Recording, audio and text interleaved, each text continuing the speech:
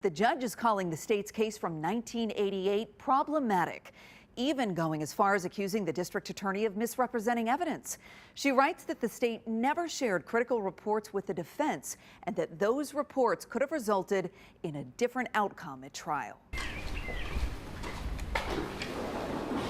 He's come here so many times, but not once to read fiction. I never read a Harry Potter book, but I read Jackson versus Virginia all day long. It's the nonfiction James Taylor is after. Facts to prove his innocence. To clear my name. Period. Clear my name. He's enlisted these two attorneys to help him. It just gives you goosebumps to think about 32 years in jail for something he didn't do. That something was murder. A jury found that Taylor killed 89-year-old Frances Schmidt inside of her Williamson County home back in 1987. A jury convicted you of killing Frances Schmidt. I can't spend the rest of my life in prison like this for something I didn't do. Taylor says crucial evidence was never introduced at trial. So he spent 32 years behind bars reading about the law. We're only here really because James, from a prison cell, submitted a Freedom of Information Act request that kind of blew the case wide open. What he found in that records request took him to the original crime scene where Frances Schmidt was killed and revealed what he says police didn't find.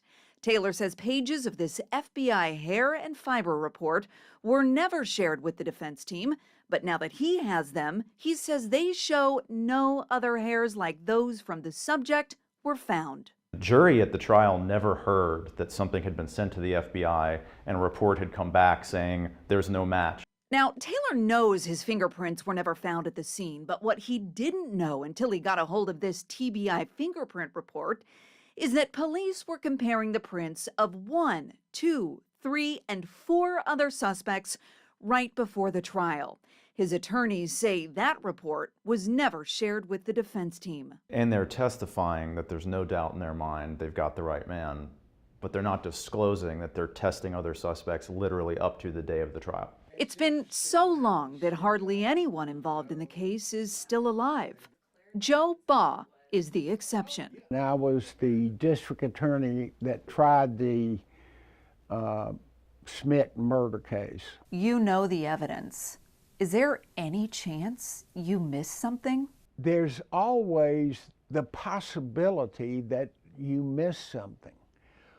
But circumstantial evidence requires that it has to exclude every single theory except the theory of guilt. Basically, Baugh says even if he did miss something, the evidence he did show the jury proved reasonable doubt.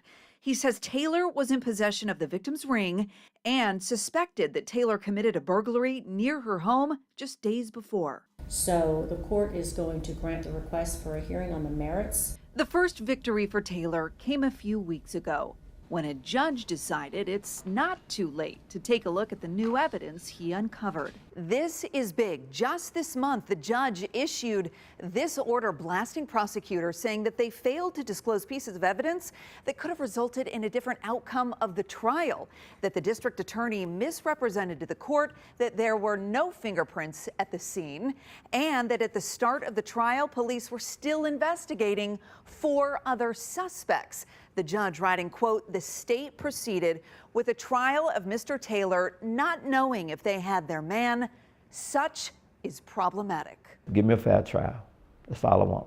The DA who tried the case believes he already got that. Of all those circumstantial pieces of evidence that pointed to him and no one else. But Taylor is determined for a different ending. That I was a good man and not some evil entity that the sheriff sort of pointed me out to be. We reached out to the Williamson County DA for comment. So far, haven't heard back.